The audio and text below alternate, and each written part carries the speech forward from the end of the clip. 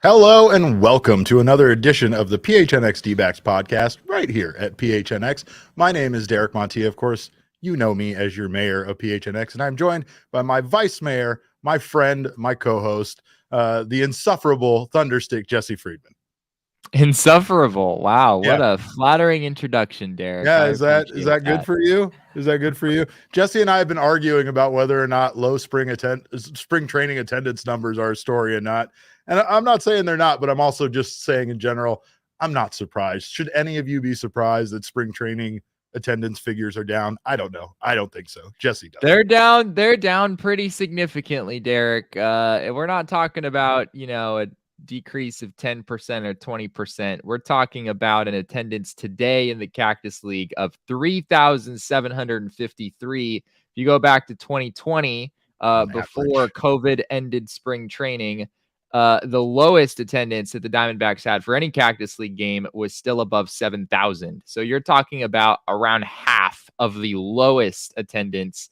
And this is a Tuesday afternoon game, so certainly not, it's not going to be the game that draws the most fans. It's against the Texas Rangers. But nonetheless, I think it's a storyline, Derek. And yeah, we'll maybe get into that a little bit more later because on. we're talking about it. We're talking about it now. We're going to talk about it later. But first, I got to let everybody know that this very fine podcast is brought to you by the fine folks at the DraftKings Sportsbook app. Go download the DraftKings Sportsbook app now. Get down on the college hoops action for the March Madness. New customers can bet just $5 on any team to win and get $200 in free bets if they do. It's that simple over at the DraftKings Sportsbook app. Jesse, before we get around to arguing about what is and isn't a story, definitely the biggest story right now, at least for the Arizona Diamondbacks, is the certain condition of Zac Gallen and his shoulder. Zac Gallen is behind on his regular season progression, just as far as where he's at in comparison to other pitchers. He hasn't had a spring training start yet. He hasn't been in a spring game, and he's currently not scheduled to start any spring games. Torey Lovullo told us today a little bit about that, but the good news is it sounds like if he does miss any time, he will only miss the first start of the season, and he might not even miss that first start. It might just be a matter of him maybe being maybe even getting that start, but being limited on pitches. It seems right now, though, like he will not be starting in the first 5 games of the season for the Arizona Diamondbacks. I don't think he's going to be ready for opening day. Just looking at the presser that Torey Lovullo did earlier today, he tried to scoot around explicitly telling us that Zac Gallen was going to be unavailable for opening day. He maneuvered very right skillfully, very skillfully, sort of like a politician, kind of dancing around the question. But you could tell, Torey was like, yeah, you guys know how this works. You can probably figure out, what position he's really in right now as far as making that start at the beginning of the season goes. We also already know, Derek, that Nick Pecoro made an observation that Madison Bumgarner, if you extrapolate where he's at right now, if you just look ahead, if he was to pitch every 5th day from now until the season starts, at some point his start would land exactly on opening day. So I think it's no secret at this point that that's the team's plan for opening day. And like you said, maybe Zac Gallen isn't able to take his first turn through the rotation, but maybe he's back for the second turn and maybe a little bit limited, but shouldn't be a big deterrent towards his season, like you said.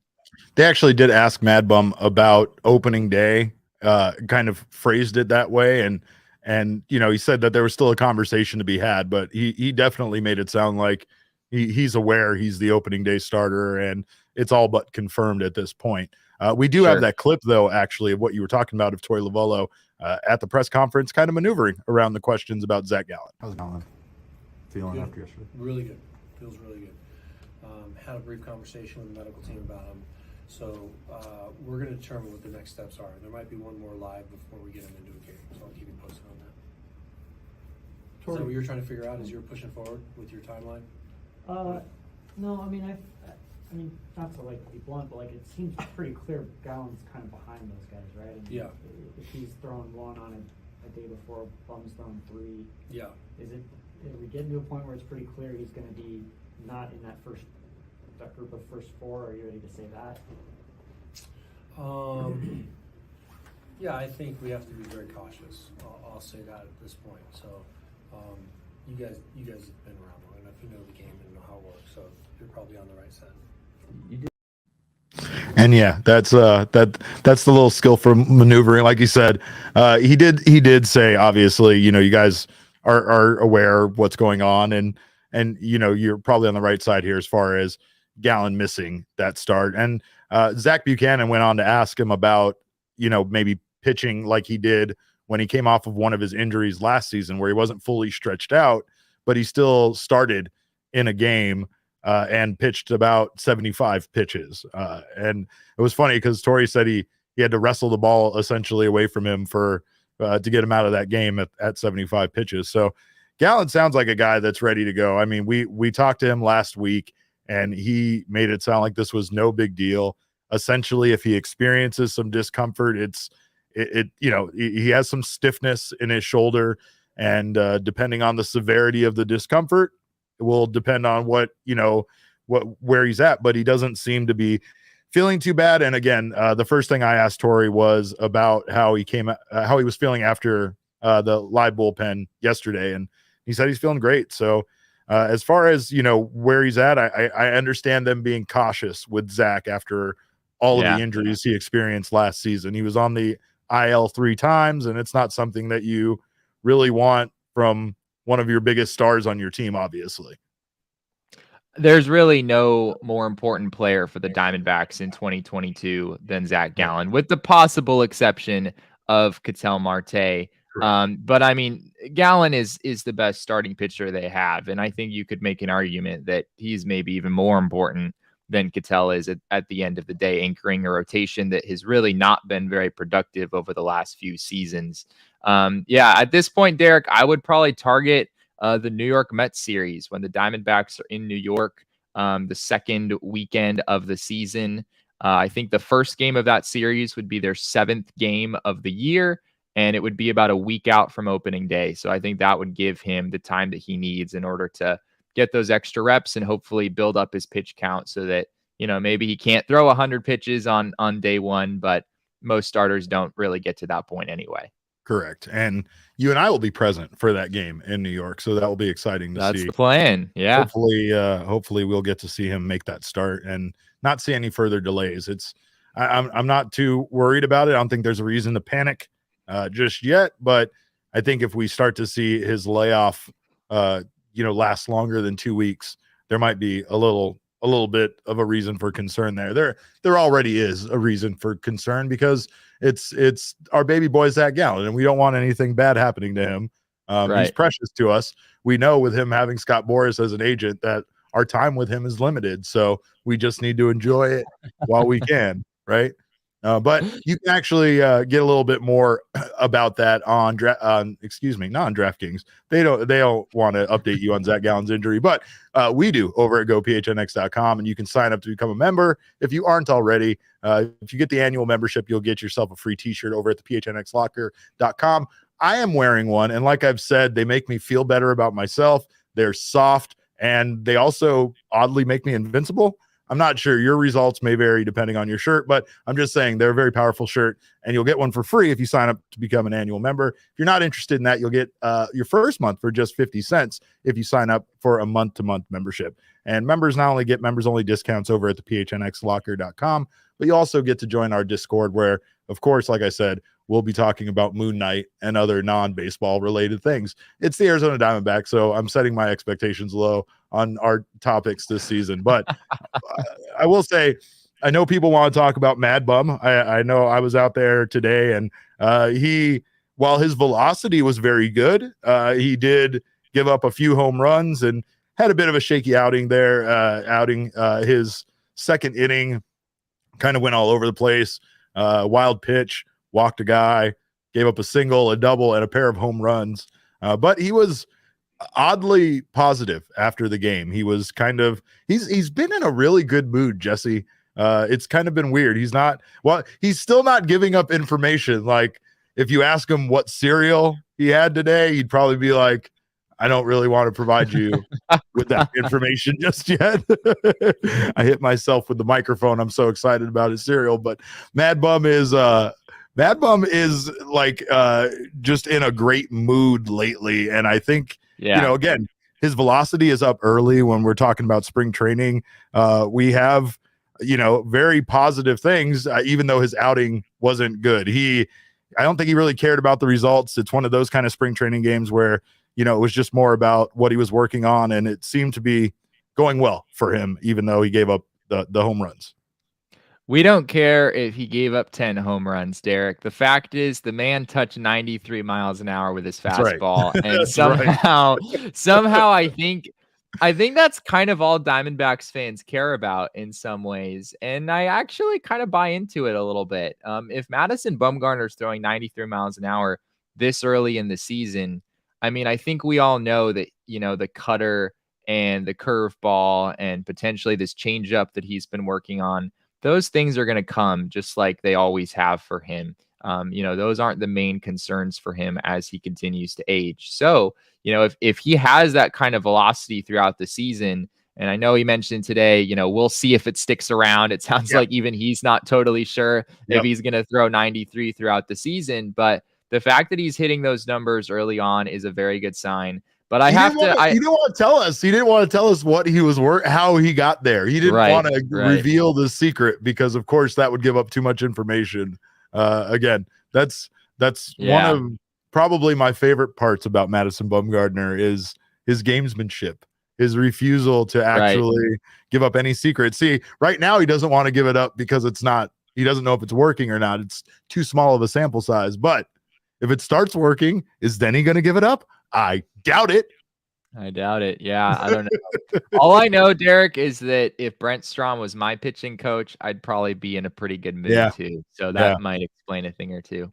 He did. He said he hasn't had a chance to talk to him much, but he's really loved working with him already so far. And those two seem like kindred spirits. They seem like they're cut from the same cloth. And I imagine that it's probably like it's hard to win Madison Bumgarner's respect as somebody in a coaching position. I feel like at this point in his career, he's probably had coaches that are actually younger than him within the Arizona Diamondbacks organization at times. So knowing him, I feel like Brent Strom is probably the person that's going to get through to him the most.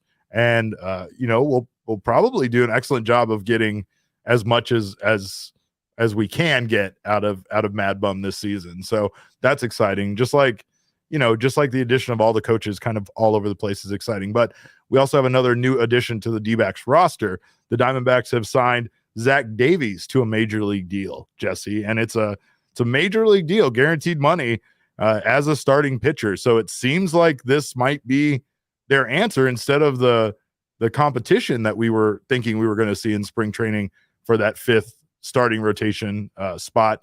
This might be it. According to his contract, with incentives based on number of starts, he could make up to $4.5 million in 2022. So again, it's performance based, but somebody that seems like they have now the upper hand on that final spot in the rotation.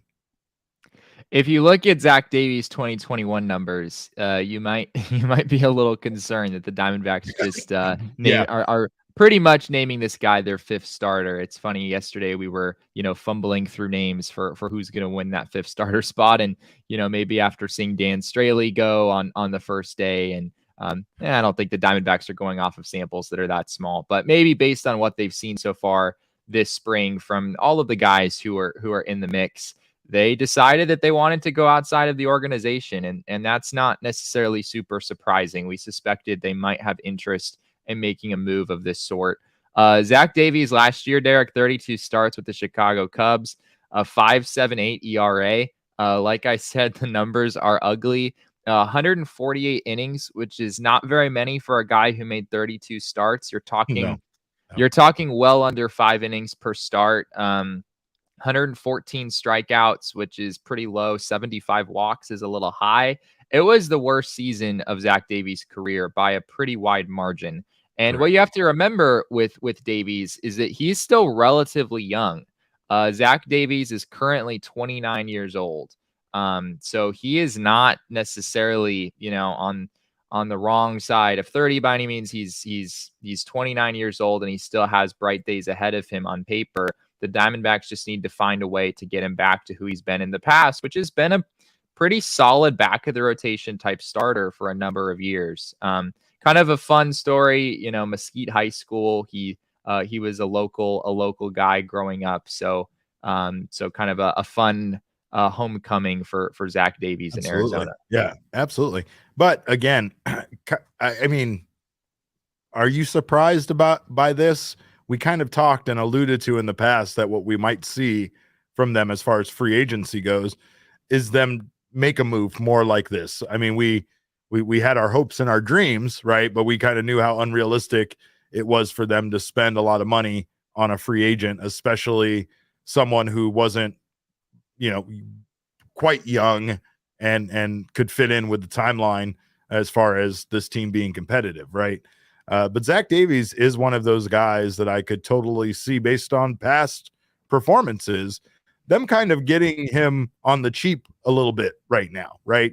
He has looked better in the past than he did last season, and now you bring him in to essentially an Arizona Diamondbacks team that could really use starting pitching and has, as we talked about before, Brent Strom in place as a pitching coach to help, especially the young guys, kind of find where they need to be. You know, I know we talked about this, I think, on yesterday's show, but like the difference in inches in baseball and the difference in slight changes that made guys go from being somewhat mediocre to finding exactly what it needed for them to be, you know, a great performer in baseball is kind of wild, right? So the coaching that someone like Brent Strom can bring to somebody that can improve their game could be, you know, priceless as far as the Diamondbacks are concerned. I feel like that's what they're banking on, and I feel kind of, to a degree, even though they've never really said it,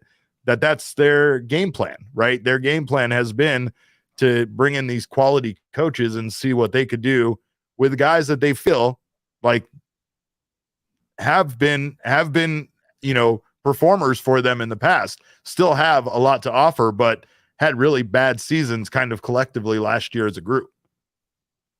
Davies is definitely a guy, like you said, where there is a fine line between him being a pretty good starting pitcher and him being, you know, what we saw last year in Chicago. If you go back one more season to the pandemic year in 2020, Zach Davies was a San Diego Padre, and he posted a 2.73 ERA in 12 starts, and he averaged almost 6 innings per start in that season. So we've seen Zach Davies be a pretty effective major league starter in the past. As far as his future goes, I mean, obviously this is a short-term deal, so we're not there yet, but I think it's funny to bring up that Zach Davies is a Scott Boras client, which it seems like the Diamondbacks have quite a few of those around. Even, I believe, Oliver Perez, who we talked about on yesterday's show, is also, even at the age of 40, is still a Scott Boras client. So there's they're all over the place, Derek, and I don't know if that's necessarily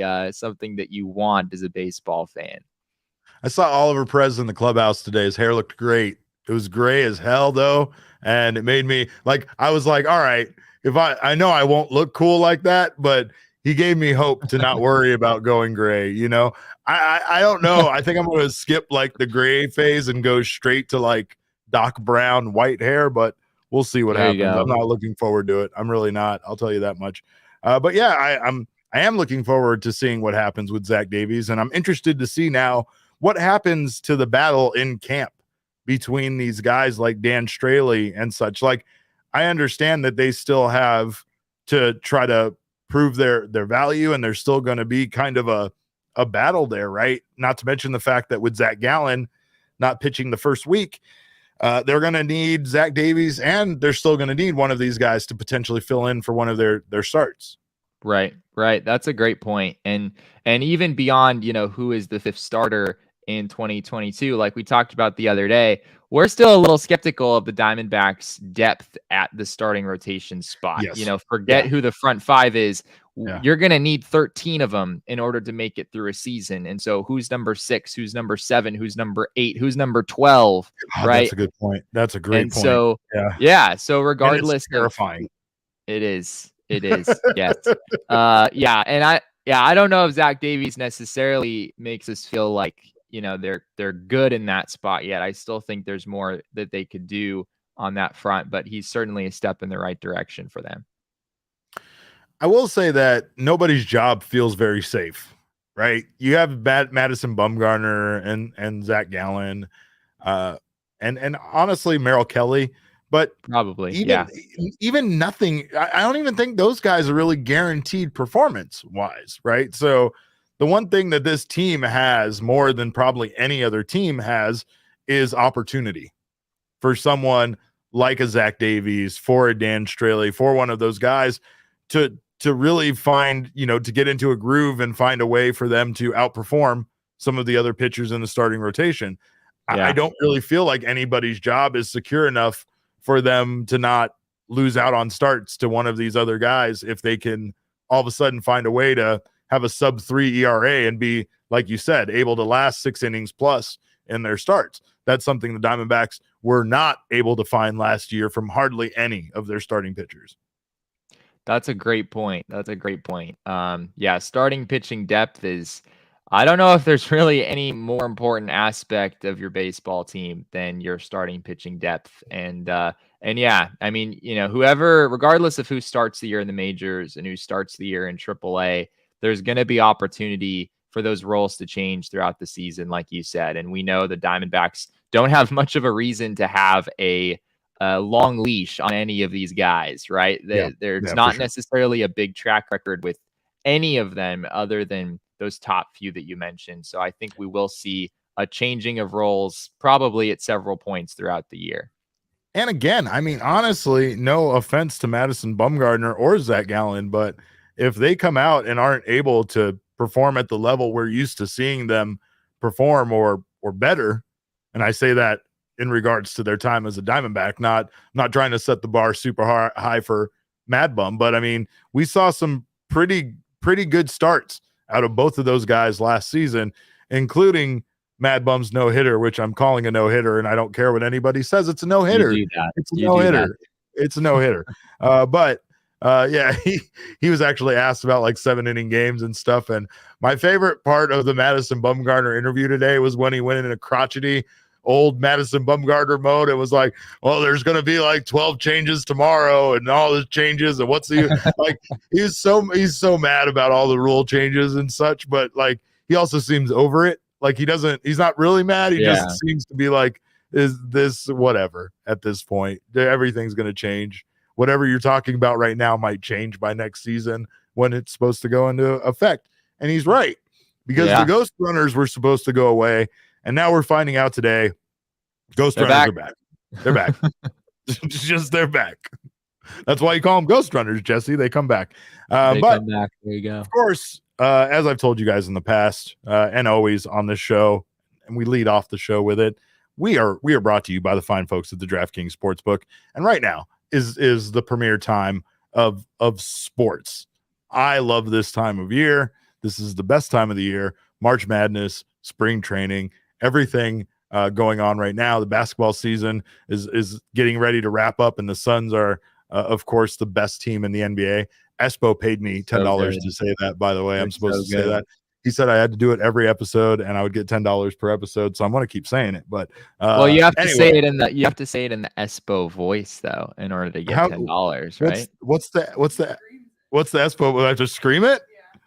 The Suns are the best team in the NBA. Is that good enough? I don't know.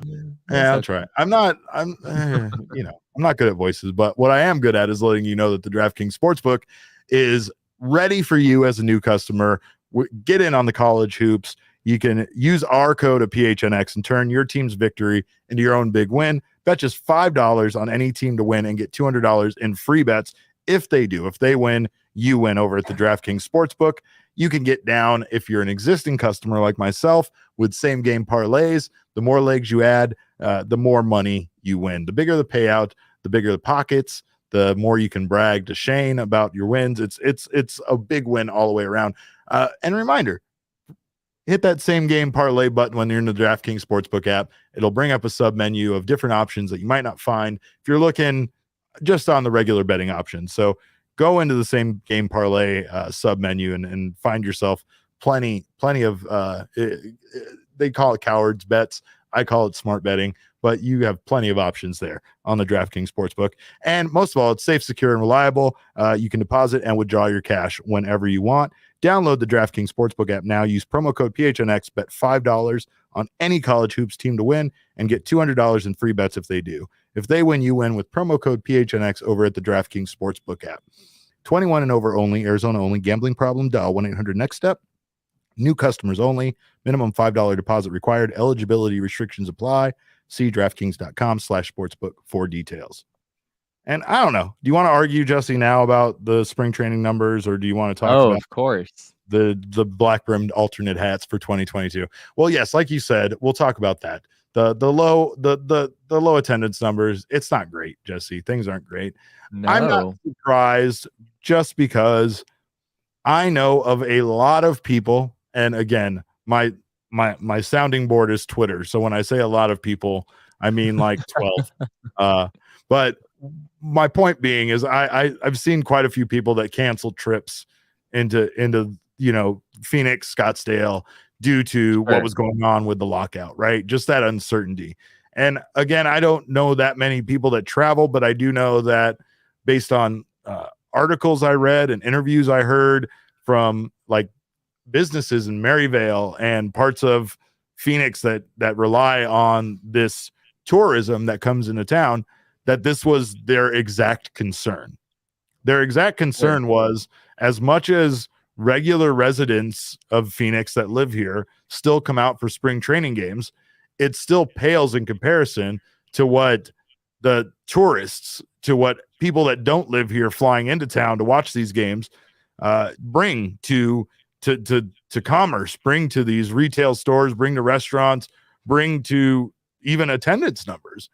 And you and I kind of went back and forth about this on text messages, because you're of the belief that there definitely wasn't like 3,500 Texas Rangers fans that didn't come out for today's game against the Dbacks. And you're absolutely right about that. So I'm not saying there isn't a number of factors that play into this, right? Yeah. I honestly think, just based on several jokes I saw being made about March Madness, that people working from home in general might play a factor here of not needing to get out of the office and go to a spring training game the way that we often need to sneak out. Don't you want to get out of your home though? Like, if I'm working from home, I want to get the heck out of there even more than I want to get the heck out of the office, because I live at home. Here's the thing, you're right, because I can agree with that. And I mean, I've gone already to so many spring training games that I could easily skip out on the rest and have already gotten my fill, right? The reason why is because spring training games are what they are. They're not something that a lot of people have a tremendous amount of interest in, the outcome, the score, what's really going on, right?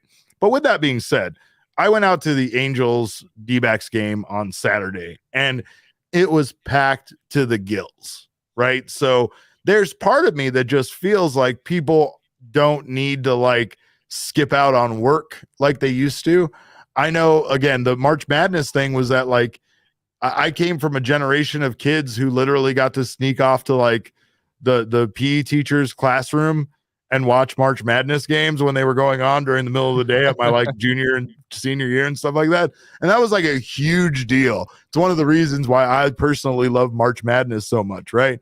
But I'm just saying, now there's kind of this joke about how now working from home and having the ability to watch, whatever you want, including your streaming services and other things during the day, that like, watching those March Madness games isn't as fun as it used to be, right? And I think the same could be said a bit for spring training. There's just a lot of other stuff going on, and a lot of people don't find that same need to go out and go to a spring training game. I do think, especially with like when you look at the attendance numbers, though, I think the shocking thing was, and you shared this with me from Vince Murata's account, was that it's the average across the league. So it wasn't even just the Diamondbacks Rangers game. It was all the Cactus League games, right? So it feels a bit like the tourism thing is a big impact, but there are other factors there, right? I think people are still a little mad at baseball. And I laugh saying that a little bit because we were just joking on Saturday at the Angels Dbacks game about how, well, it doesn't look like baseball's taking any kind of hit. Right. And that was just one game, right? It was one weekend game. I just it was don't also, know. I mean, it was the first game that Mike Trout came back and played in since last May. And it was on a Ohtani's debut Saturday. too. Yeah. It was Ohtani's debut. It was on a Yeah. Saturday. So Totally. and there's No, I get it. there's a lot of Angels fans that have a pretty easy road trip to come out here and go to a game. So I But view see, this, Derek. That's where you and I actually disagree on, though, right? Because you have this idea of these fans flocking in from different, cities and such. And I am trying to convince you that these fans live here, they root for other teams, and they are coming out in these spring training games in droves to watch the opposing team and not the Dbacks. But that counters what you're saying, right? Because if those people are living right here, then the narrative of, this is only happening because there were all these trips planned that people had, and those trips got canceled because of the uncertainty due to the lockout. If those people live right here in Phoenix, Derek, there's no reason for these numbers to be down as much as they are. I think they're. No, you said you thought that the majority of the Diamondbacks games were filled with Diamondbacks fans, and I told you that you were wrong about that. You are dead wrong about that. I could tell you. I mean, obviously, it's easy to say that about Colorado Rockies because they share a stadium. So being at the same spring training stadium, right? It's kind of expected a little bit for them to have a presence there, but it's the Colorado Rockies, right?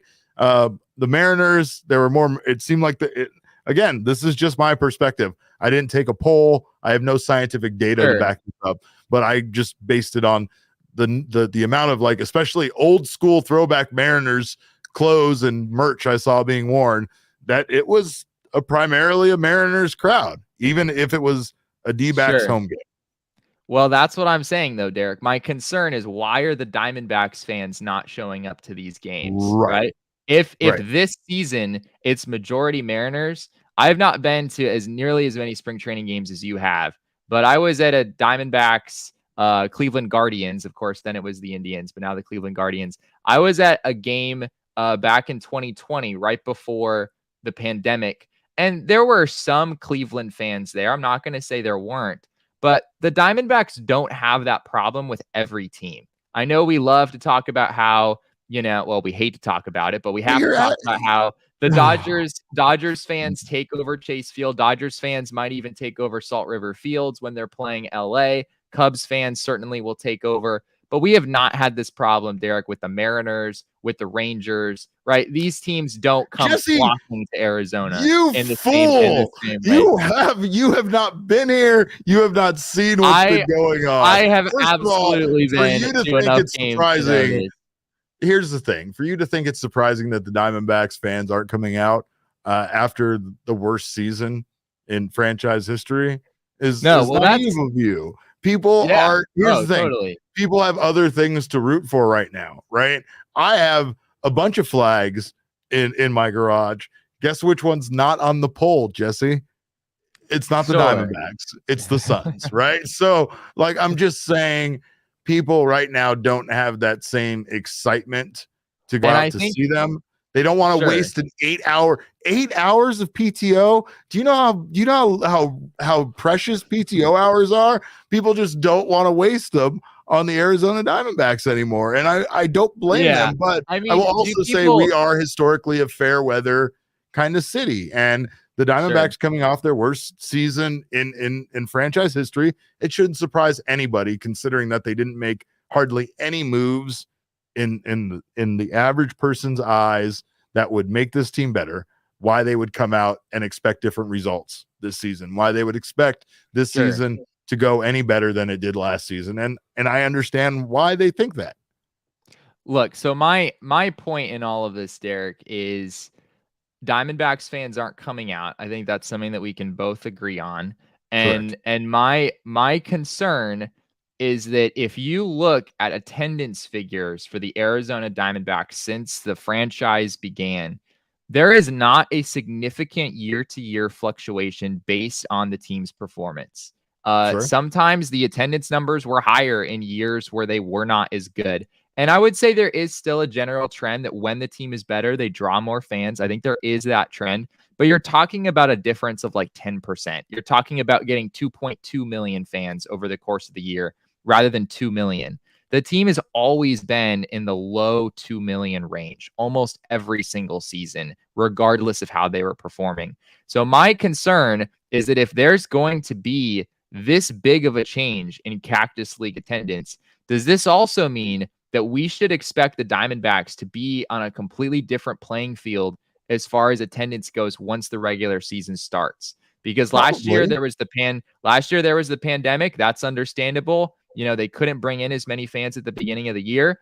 But this season, hopefully, the pandemic is not going to play a significant role anymore. And the Diamondbacks need their 2 million fans in that building in order to make this franchise what it needs to be, right? We've already had concerns about the team not drawing enough fans in the past. I'm going to tell you that right now. They had more fans at Friday's game. They had more fans at Friday's game than they'll probably have on average at a lot of home games during the middle of the week this season. And it's so what's the reason? What's the reason for that? Like the Diamondbacks have had 2 million fans roughly almost every single year. And so my question is, with the pandemic hopefully behind us, where is this coming from? Am I fucking crazy here, Jesse? Where's it coming from? They just had a fucking lockout. They just had a work stoppage. And I know to you, it didn't really impact the season. I know to us, at the end of the day, right, what got canceled? A week's worth of games. Spring training got moved out. They're being rescheduled. Yeah, rescheduled. Anyway. Didn't even get canceled, right? The spring training got moved out 2 weeks. That's all it was impacted. But that's not what people saw. It's just like, to be honest, Cactus League hasn't done a great job of advertising for Cactus League games to be It was very sudden. It was very sudden. They sold tickets like 2 days before the thing started. And so and I'm not, I watch local news. I mean, don't get me wrong. I fast forward through commercials and such, but I haven't seen this big push, this big marketing push to get people out here. So there could be a bunch of factors, but one of them could be that people don't even know these games are going on because they might think that the baseball season was canceled because that's what they heard was going to happen. Or it might be people pissed off, Jesse, the same way they were in 1996 when it was some of the lowest attendance figures in baseball history because of what happened with the work stoppage. To be honest, people get soured on the idea of billionaires fighting with millionaires over money, right? Even if they don't really look into the details and get the actual story on what's going on and what's being fought for, that's the perception. And those average fans, especially when you talk about baseball, those are the ones that come watch spring training. Those are the ones that fill in seats. Yeah. Those are the ones that sell out bobblehead nights, which won't happen in 2022 due to the supply chain shortage. And honestly, those are the people that come out to watch a good team, which as far as they know, this is one of the worst teams in Diamondbacks history. So why would they come out to watch it, right? Sure. The thing here, though, is that going back to the factor of the Cactus League, it's an average amongst the league. So as much as we want to say Diamondbacks fans aren't coming out, baseball fans aren't coming out, people aren't coming out. I just think there's more of an excuse, at least for other teams, because the tourism element of this has been really canned, right? But there's no reason that the Diamondbacks, being the one team in the entire Cactus League where theoretically the vast majority of their fan base is local, if they're sub 4,000, even on a Tuesday afternoon, I mean, this is Arizona. This is where all of the Diamondbacks, at least the vast majority of the Diamondbacks fans live.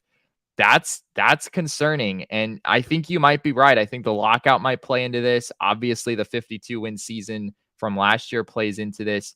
But if we go into 2022 and the Diamondbacks are still averaging, 12, 14,000 on a nightly basis, that is a significant problem for this franchise moving forward. And I don't know if they're going to be able to recover from it like some of the other teams will be able to. I don't know either, but I also don't know from last season how they recovered from it. There were Yeah. times where that building was filled, and it was typically a weekend game against the Dodgers. Against the Right? Dodgers, yeah. And then know? then it's mostly Dodgers fans, right? I mean, But we you all and I know why that was filled like it was. But you and I had that conversation, right? Like there was a part of Yeah. me that I started to grow. It started to grow worrisome for me when I started seeing St. Louis Cardinals fans outnumber the Dbacks fans during Oh, yeah. a Cardinal series, right? And don't get me wrong, they were not Goldschmidt jerseys. There were some, but this was, St. Louis fans. Same thing with a series against the Brewers. I was even like, the Brewers? Really? Yeah, right. Like that one surprised me. I start to think geographically and stuff. I'm like, all right, well, these are a bunch of like cold weather cities where people are gonna like kind of snowbird down or kind of migrate down to live in Phoenix, and they probably live here and whatever, right? But right now, I think the biggest thing is that baseball still has a lot of they have a reputation and a relationship with the fans to repair, right? Mhm. And I will say another thing that I've heard personally people complain about is the price of spring training tickets. Yeah. So I don't I've know also how heard much that. that's changed over that period of time from like 2019 to now. Yeah. But I know I've had more than one person complain that the price of spring training tickets for what you're getting is outrageous. And I remember during the pandemic, they were selling them in pairs. And even if you came by yourself, you still had to buy a pair of To buy tickets two. if you wanted to sit in a seat. And that was just ridiculous, right? So stuff like that, I mean, stuff like that turns you off. And you're not as quick to come back when you have alternatives, right? And again, I just know working from home that at times I have lots of things to do, right? So missing out on leaving my house to go somewhere and do something isn't as big of a deal as it was when I wanted to literally escape from my office and go sit in the sunshine and drink a beer, right? So I don't know how you don't want to leave your home, Derek. When I work at home I for have more than PlayStation like VR, 4 Jesse. hours. Right there. Have you not No. seen my arcade in the background of my home shots? Like, That's why would I fair. need to leave? I have beer and video games there. And I think I bought Mark Grace's slot machine. So I have everything I need at home. My dogs are there. Why do I need to go? The question more so is why do I need to go anywhere else? But here's the real story. That was the story you wanted to discuss, but my real story is this. The D-backs have black brimmed alternate hats, Jesse. And apparently they're a thing that they just slyly stuck it in with a Josh Van Meat Sauce photo shoot, but throw those up there on the hat. That's what the hat's going to look like right there. Red on red, Sedona red on red. I like that. I like the A on the red. That's a sharp looking hat. I like the black. I think that hat would look very good with the black jerseys as well. But I don't know why Josh Van Meter is doing the gritty there. I have no idea what this photo shoot was about, but the white on white jerseys are looking very clean as well. And I like that. I'm not sure if they changed anything on those, but they look kind of simplified. And again, it's baseball. So I like that. Yeah. Who knows, Derek? Maybe the days of Diamondbacks uniforms being hated on are finally behind us. No, Could you not at imagine? all. Could you imagine that? No. Are people just going to be holding on to that hideous gradient dark gray that they were rolling out for a couple years? Everyone still thinks of that when they think Diamondbacks uniforms, even though those were discontinued a long time ago. Yeah. Here's something that might be a bit of a scoop. I think they're going to change the Serpientes jersey. You think they're gonna the pants they're gonna match the color? I don't know what they're going to do. They replied to someone's tweet about that with like the little eyeballs emoji. So I wonder if something's coming on that front. There's as well. that, and then there's also a possibility, and I don't know if they would go this far or do a radical change this much, but they might do a black with beige Serpientes. So I don't know. I don't know. I saw it on some merch and stuff, and it looks really, really good.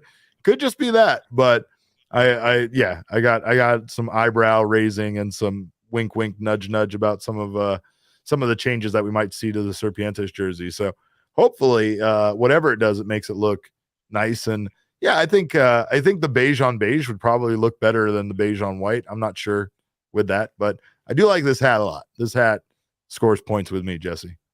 Hopefully, it gets some more fans in the seats, Derek. It's not That's going what I'm to. saying. That is absolutely not what's going to happen. But I want to break into Chase Field and find out what they're doing with the food in there, because I swear to God, if where Portillo's is now still closed, oh, I'm gonna be furious. I'm gonna be so angry. Mm.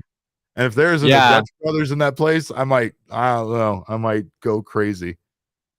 I mean, when they got rid of it, they didn't really say it was temporary, right? Like No. as far as we know, they just got rid of it. So No, I everything. think Yeah, no, they've just they been would make quietly it- removing one thing at a time till all that's left Yeah. is chicken tenders and French fries and popcorn. That's all you can get in that place. It's pretty standard, except there's Oh. the one stand that I still really want to try that has like the really nice looking it's some sort of meat. I don't remember exactly what it is. You Is know it the what it enchilada is. stand? No, it's Or not the meat? Oh, the enchilada carving stand. station. Yeah, the carving station. That's what Yeah. I'm trying to say. Yes, the Yeah, carving yeah. station. I mean, at this point, if you go to Chase Field this year and there are not any new additions as far as the food goes, those little carts, the ones that you're like facing the field and buying food from, those are your saviors. Hungry Hill, the carving station, all those are the ones to go to. But I'm getting hungry now, Jesse. I'm hungry. We're talking about food. We know and that Diamondbacks fans love, Derek, is for us to talk about how food is going to increase the attendance because the more the team spends on food, the more interest there's going to be in this baseball team, right? By the way, speaking of Zach Buchanan and his journalism, he had an ostrich hot dog today and told me it was good and tasted like meat. And you can get that at a stand at Salt River Field. So Salt River Fields is actually giving Chase Field a run for its money as far as food options is concerned, and that shouldn't be happening. But we'll see. Let's hope we get some more food options. Maybe that'll solve Jesse's little problem of getting butts in the seats. I'm still skeptical. I'm cautiously pessimistic on that one. But you can tell us your opinions. You can get us on Twitter. You can follow me at @cap_caveman with a K. You can follow Jesse at Jesse N. Friedman. Our show is at PHNX_Dbacks. And thank you to you wonderful people for getting us over 2,000 followers. We love you. We thank you so much for that. And because of that, we're giving away another t-shirt from the PHNXlocker.com. So look for that real soon because I said I'd do that, and I am a man of my word. Again, more importantly, follow all roads lead to at PHNX_sports, and that's on Twitter, Instagram, and Facebook. You can follow their YouTube page at PHNX Sports and sign up for notifications. That way you don't miss any of the content coming out from the PHNX team. If you're listening to this on an audio podcasting app, please subscribe to us there and sign up or leave us a 5-star review if you think we deserve it. Jesse deserves it. I have admitted multiple times that I don't, but I don't want to hold him back. So make sure to leave us a 5-star review. Again, baseball is back. Whether or not people are going, that's a whole other story that we're going to have to keep an eye on, even though I don't want it to be a story. We thank you guys so much for checking out the show. On behalf of Jesse and myself, we appreciate you so much. And remember, kids, baseball is fun, but it's so much more fun when you go out to a spring training game. What are you doing?